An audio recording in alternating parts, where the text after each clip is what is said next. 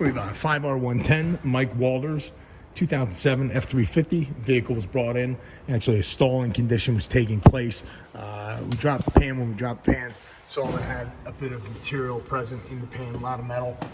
Looking at the transmission, didn't see issues with the gear train, didn't see anything internal to the transmission. It looked like it was a point of generation as far as the metal goes.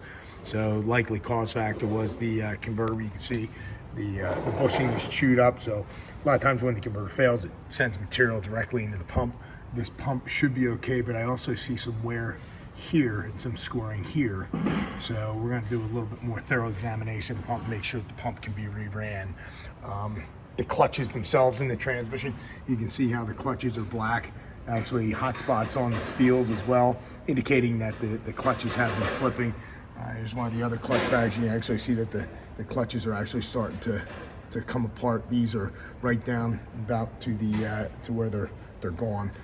These clutches are very burnt. So this transmission, on top of the converter related problems, the metal being generated, the transmission was also slipping as well.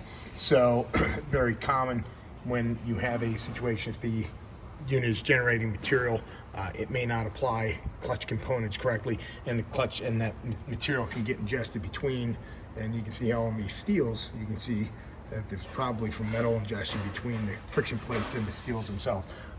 This particular transmission, very prone for this coast clutch drum failing. We actually had these drums welded to reinforce it. Seen that on numerous occasions, particularly if the vehicle has any additional performance modifications, tuners, etc. So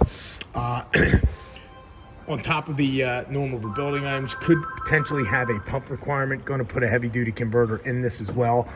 These diesels have put a big demand on the transmission torque converter, so it's critical that that is an upgraded component. In addition, going to want to replace pressure control solenoid in this transmission valve body housing assembly here.